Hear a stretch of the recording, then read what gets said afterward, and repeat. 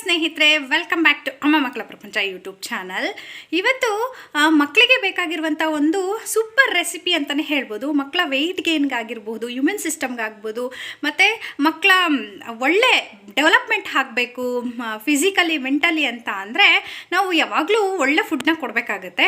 ಅದರಲ್ಲಿ ಈ ರೆಸಿಪಿಗೆ ಯಾವಾಗಲೂ ಕೊಡೋದ್ರಿಂದ ಮಕ್ಕಳ ಡೈಜೆಷನ್ ಸಿಸ್ಟಮ್ ಅನ್ನೋದು ಚೆನ್ನಾಗಿ ಇಂಪ್ರೂವ್ ಆಗುತ್ತೆ, ಹಾಗೆ ಮಕ್ಕಳ ವೆಯ್ಟ್ ಗೇನ್ಗೂ ತುಂಬ ಹೆಲ್ಪ್ ಆಗುತ್ತೆ ಅಂತ ಹೇಳಬಹುದು. ಹೆಸರುಬೇಳೆ ಮತ್ತು ಅಕ್ಕಿ ಕಿಚಡಿನ ಹೇಗೆ ಮಾಡೋದು ಅನ್ನೋದನ್ನು ಈ ವಿಡಿಯೋದಲ್ಲಿ ನಾನು ಶೇರ್ ಮಾಡ್ಕೊತಾ ಇದ್ದೀನಿ. ಹೇಗೆ ಮಾಡೋದು ಅಂತ ನೋಡೋಣ ಬನ್ನಿ. ಅದಕ್ಕಿಂತ ಮುಂಚೆ ನನ್ನ ಚಾನಲ್ನ ಯಾರೆಲ್ಲ ಸಬ್ಸ್ಕ್ರೈಬ್ ಮಾಡಿಲ್ಲ, ಹೊಸದಾಗಿ ನೋಡ್ತಿದ್ದೀರಾ, ಪ್ಲೀಸ್ ಸಬ್ಸ್ಕ್ರೈಬ್ ಮಾಡಿ, ಲೈಕ್ ಮಾಡಿ, ಶೇರ್ ಮಾಡಿ ಅಂತ ಹೇಳ್ತೀನಿ. ಪಾಪು ಹಾಯ್ ಮಾಡಿ, ಹಾಯ್ ಮಾಡಿ ಪಾಪ, ಹಾಯ್ ಮಾಡಿ ಮಾ, ಹಾಯ್ ಮಾಡಿ ಕಂದ, ಹಾಯ್ ಹಾಯ್ ಮಾಡಿ ಮಾಡಿ, ಹಾಯ್ ಪಾಪು, ಹವ ಕುಡಿ, ಹಾಯ್. ಓಕೆ, ಬನ್ನಿ ಹೇಗೆ ರೆಸಿಪಿನ ಮಾಡೋದು, ನನ್ನ ಮಗು ಎಷ್ಟು ಇಷ್ಟಪಟ್ಟು ತಿಂತಾನೆ ಅನ್ನೋದನ್ನು ನೋಡೋಣ. Let start the recipe.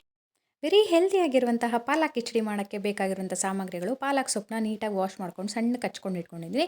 ಹಾಗೆ ಸಣ್ಣ ಈರುಳ್ಳಿನೂ ಸಣ್ಣ ಕಚ್ಕೊಂಡು ಇಟ್ಕೊಂಡಿದ್ದೀನಿ. 4ರಿಂದ 5 ಎಸಳು ಬೆಳ್ಳುಳ್ಳಿನ ಜಜ್ಕೊಂಡು ಇಟ್ಕೊಂಡಿದ್ದೀನಿ. ಹಾಗೆ ಸಣ್ಣ ಟೊಮೆಟೊನ ಹಚ್ಕೊಂಡು ಇಟ್ಕೊಂಡಿದ್ದೀನಿ. ಮತ್ತು ಅರ್ಧ ಅವರ್ ಮುಂಚೆನೇ ಹೆಸರುಬೇಳೆ 1 ಸ್ಪೂನ್, ಹಾಗೆ 2 ಸ್ಪೂನ್ ಅಕ್ಕಿನ ಚೆನ್ನಾಗಿ ವಾಶ್ ಮಾಡ್ಕೊಂಡು ನೆನೆಸ್ಕೊಂಡು ಇಟ್ಕೊಂಡಿದ್ದೀನಿ.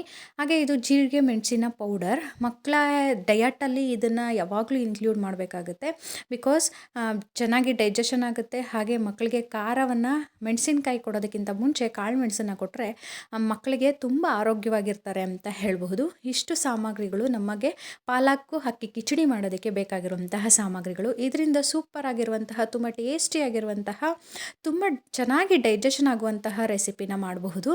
ಈಗ ಅಕ್ಕಿ ಮತ್ತು ಹೆಸರುಬೇಳೆನ ನೆನೆಸ್ಕೊಂಡಿದ್ವಲ್ಲ, ಅದನ್ನು ಕುಕ್ಕರ್ಗೆ ಹಾಕ್ಕೊಳ್ಳೋಣ.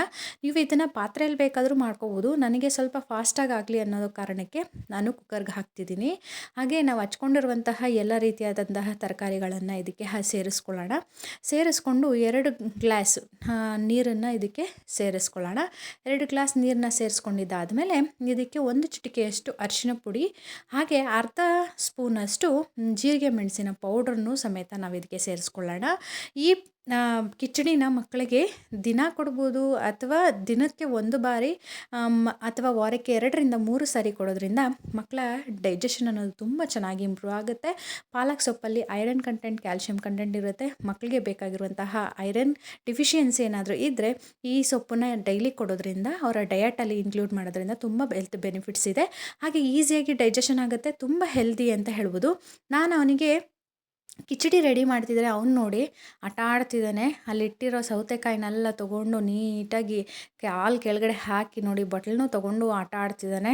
ಅವ್ನ ಪಾಡಿಗೆ ಅವ್ನು ಆಟ ಆಡ್ತಿದ್ದ ನಾನು ರೆಸಿಪಿ ಮಾಡೋ ಟೈಮಲ್ಲಿ. ಮತ್ತು ನೋಡಿ, ಇದು 4ರಿಂದ 5 ವಿಜಿಲ್ಸ್ನ ನಾನು ಕೂಗಿಸ್ಕೊಂಡಿದ್ದಾಯಿತು.